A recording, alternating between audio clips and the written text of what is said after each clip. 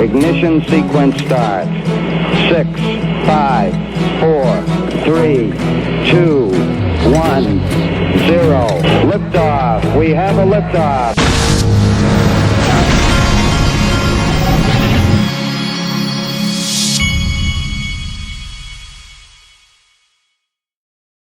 Asset investor, I thought long and hard about how to do this video, but I arranged and rearranged, but I think that I've got the correct way that I want to present this to you all.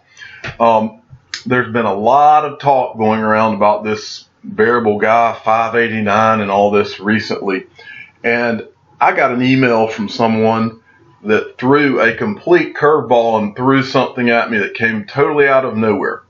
And I want to tell you up front, the person at Ripple that this email involved, the email was not from someone at Ripple. It was a theory about having to do with someone at Ripple.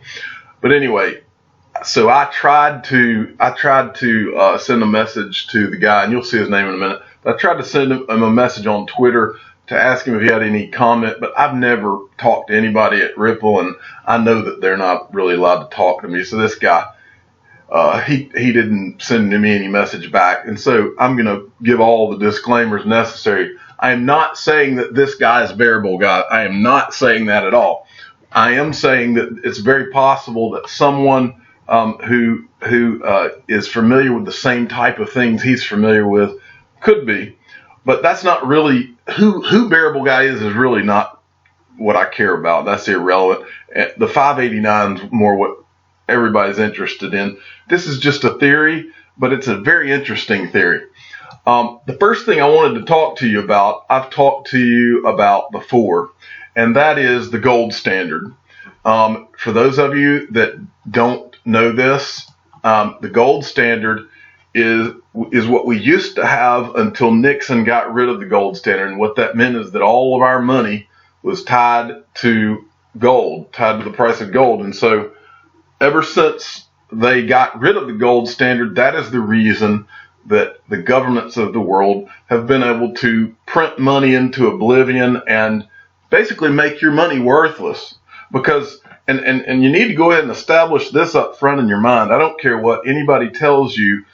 The dollars, if your money is not tied to anything like gold, they can print it at will and it is worthless, okay? Or if it's not worthless, it becomes worthless over time. And I've told you for a long time that I believe crypto is the answer, or one of the answers to that. And I believe it might be the ultimate answer. And that's kind of what this video is about. But what I wanted to tell you about today is Comex Rule 589, but I wanted to go over that gold standard to begin with. Okay, now I think I came off of the article that I had pulled up. Okay, this is the article that I wanted to show you. This was in Zero Hedge, and I want to give you a little bit of history about where I'm coming from. When 2008 happened, and when the financial crisis happened, and I saw all of the money printing going on and the bailouts, and I saw our government and the governments of the world printing money and doing everything that made no sense whatsoever in response and just putting us in more and more debt. And I watched all of the crazy things they were doing to go out of their way to bail out people who had made mistakes and should have paid for their mistakes, whether it's banks or other institutions. When I saw that, I was like a lot of you out there. That really scared me, and I was like, these people have really lost their minds and they really don't have any more answers. And so where do people go when they get scared like that? They go to gold and silver. Gold and silver is since the beginning of time, that is where people go when they get scared. They either go to cash or to gold and silver. But because they had gotten rid of the gold standard, cash is not really a legitimate option anymore. Well, it's not a coincidence, and I've told you this before too, out of the financial crisis, Bitcoin, it's not a coincidence that Bitcoin came out during this same time. And then Ripple and XRP eventually came out as an improvement to Bitcoin. But I tell you all that to go to this article. And if you remember, and if there's one thing that I learned out of the financial crisis. It is that the governments of the world, and they'll say they're doing it for your protection, but that's not what they're doing. All of these crazy schemes, whether it's money printing, unsustainable debts, QE1, 2, 3, and all these crazy names they come up for things, bailouts, bail-ins, all these crazy government-created names that they come up with, and different ways and schemes of putting off the inevitable destruction that's going to come from the Ponzi scheme that they've created. They will do anything to prevent this. And what you're looking at is the CME, okay? The CME is the Chicago Mercantile Exchange, okay? Now, that they run the gold and precious metals markets of the world, okay? And so Comex Rule 589, and there's that number, 589. Comex Rule 589 is a rule that the CME implemented. Now, this is back in 2014. And look at the title of this article. What do they know? CME implements gold, precious metals, circuit breakers up to $400 wide. So what this article is basically about is, why are they putting in circuit breakers on the CME? Well, traditionally gold and silver, and I've thought for a long, long time, just like I went straight to buying gold and silver after the financial crisis, I always thought it was very strange that gold and silver did not shoot through the roof. Well, I believe that these type of rules are put in place by the governments and the people controlling the world. I believe these they always put them out there with the idea being they're protecting consumers and all of this. But I believe that it protects the Ponzi scheme. Comex Rule 589 is circuit breakers. You've probably watched CNBC, and I always shake my head anytime I see it. I've seen Jim Cramer. I can't tell you how many times when the stock market has been tanking or diving, and he'll get on there and talk about, oh, well, the circuit breakers have kicked in, so everything's all right. Well, the question that I have, and I've always had, what do we need circuit breakers for in a free market? You only need circuit breakers if somebody's trying to prevent the truth. Because I don't need if I've invested in something for the common sense right reasons, and good things are being done with that company or this or that, it's going to eventually go up. But why would I need it on the downside? What would I need circuit breakers for? Now, they claim, oh, this is to keep consumer confidence, but you wouldn't have to put circuit breakers in unless there's a legitimate reason. There's a legitimate reason that market is diving. If it's diving, someone has screwed up, okay? And so a circuit breaker is only the government not trying to protect the consumer, but they're trying to protect themselves. But let's get back to Comex Rule 589. Comex Rule 589, when I first saw this, and this was the email sent to me, is look at Comex 589. And so I did, and I read through this, and basically that's what it is. It's a circuit breaker. You're looking at the rule book for the CME. This is page 48. Go look at it for yourself. 589A and 589B. Triggering events and temporary trading halts. In other words, what if the world finally realized that all these currencies were one big Ponzi scheme and the money in your pocket was not worth anything? What if they all started to pile into gold and silver, as any common sense person would do when they realize that the governments of the world have destroyed our money? What if?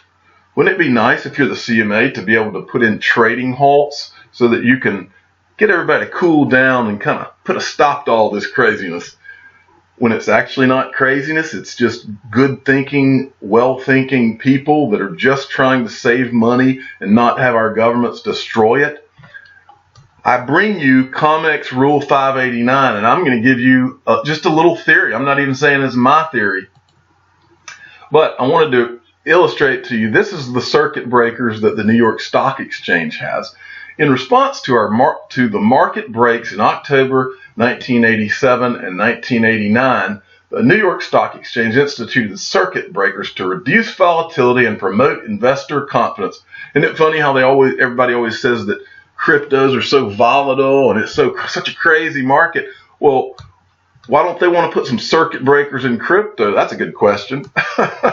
They want it where they make the money. But anyway, that's off the subject. So my point in telling you all of this is all of these functions, all of these circuit breaker functions and the QE1 and the 2 and the bail-in and the bailout and the money printing, these are all for the protection not of us. These are for the protection of the people who run the show. Okay?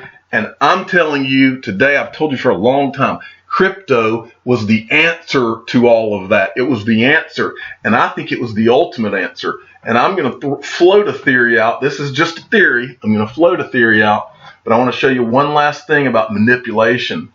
HSB, this is an article from a while back, but this is from 2010. HSBC and JP Morgan accused of manipulating the silver market. Have HSBC and JP Morgan been manipulating the silver market to keep the price artificially low? I've seen a lot of articles on this. This is worth going and Googling for yourself if you want to go read about things like this. Okay, so I want to get around to the point.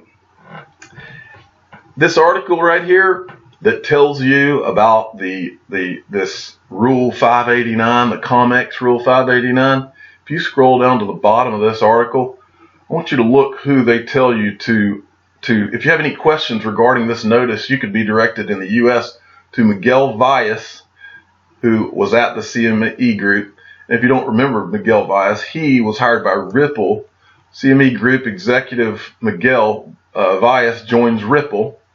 Ripple's proud to announce another addition to our team. Miguel Vias, head of XRP markets. In his new role, Vias will utilize his considerable expertise building liquidity for new financial products by working with market makers, traders, investors, and exchanges to strengthen the XRP markets and set the stage for large-scale institution adoption. So here's my point. My point is, I'm not telling you that Miguel Vias is variable guy. It could easily be someone who's knowledgeable of the Comex and the precious metals markets. I'm not telling you that Miguel Vias has anything to do with that. That's not the point of this video. But what I am telling you is that Wall Street has a way of coming up with all sorts of schemes that are undreamed of to keep this Ponzi scheme going, which is the money printing Ponzi scheme that will come to an end. And what I'm also telling you is that Miguel Vias did not leave the CME for no reason to go to cryptocurrency. He saw something. And so I'm going to finish this by asking you one question. And that is, what if Variable Guy 123 was telling us to look at Comex Rule 589 because crypto represents the end of the government's ability to manipulate the world's money and our lives? What if that's why Miguel Vias thought it was a smart move to go to Ripple? What if he knew that cryptocurrency was going to turn the financial world on its head and make the governments of the world honest? I'm the digital asset investor. I'm not an investment advisor. This is for entertainment purposes only. Please subscribe, hit the like button, tell your friends and family about my channel. Thank you all so much for listening. And I'll finish by saying Miguel Vias is not Variable Guy 123. I'm not getting that started. Thank you.